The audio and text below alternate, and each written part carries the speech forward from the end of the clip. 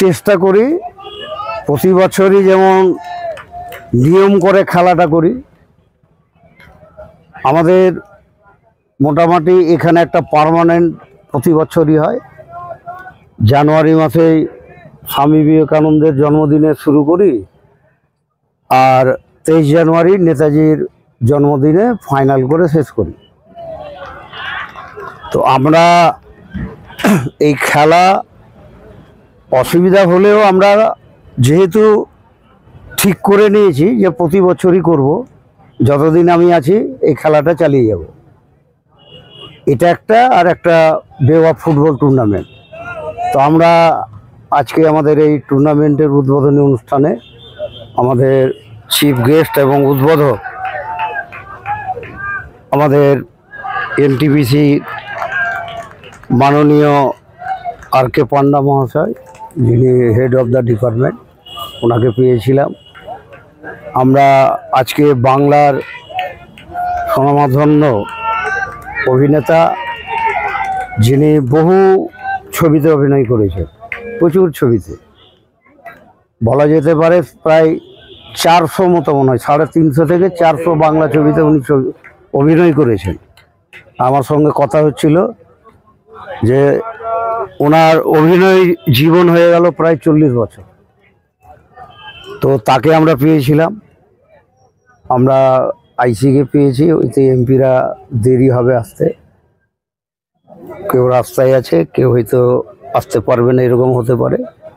তবে মূল কথা হলো যে আমরা প্রতি বছর এই খেলাটা আন্তরিকভাবে চেষ্টা করি দর্শকদের, যাতে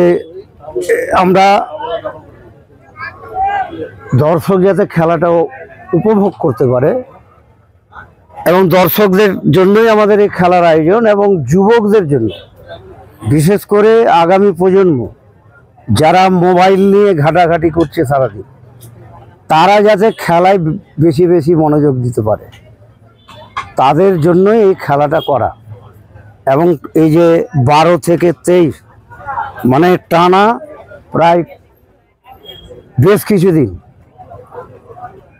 মানে প্রায় 12-13 দিন হয়ে যাচ্ছে হিসেবে। এই যে 10 দিন 11 দিন, সম্ভবত 11 দিন হবে।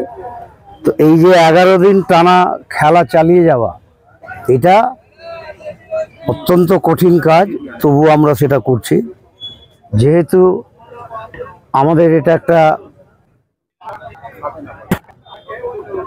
এই খেলার যেহেতু দায়িত্বভার আমরা যারা নিয়েছি আমরা করছি। আমাদের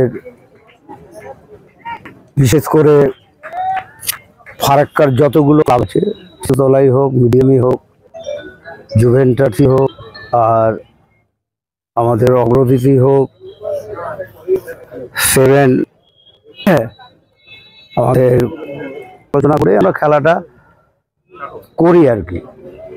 সকলেও অ্যাভেলেবেল হয় না, এটা একটা ব্যাপার, সকলকে পাওয়া যায় না। তো মূলত শিশুতলা ক্লাব আর এখানে টাউন ক্লাবের কি ছেলে, অগ্রদূতের ছেলে, এইসব নিয়ে আমাদেরকে করতে হয়। আর আমাদের ওই শান্তি, তারপরে লেডিস ক্লাব, মূলত এদের কয়েকটা ক্লাবকে নিয়ে আমাদের করতে হয়। তো আমি আশা রাখবো যে খেলা যেমনি যেমনি শুরু আজকে হলো, ফাইনালে আমরা আশা রাখবো প্রচুর দর্শক সেদিন আসবে খেলা দেখতে, এটার আশাবাদী। তাই আমি মনে করি এখানে যেমন ফারাক্কার আমাদের যারা সাংবাদিক আছে, তাদের একটা মূল রোল আছে, ভূমিকা আছে। মিডিয়া সেল আছে, আমাদের সোশ্যাল মিডিয়া, তাদের একটা ভূমিকা আছে। তো সকলকে আমি ধন্যবাদ জানাচ্ছি, সকলে আপনারা সহযোগিতা করছে, তার জন্য সকলকে ধন্যবাদ।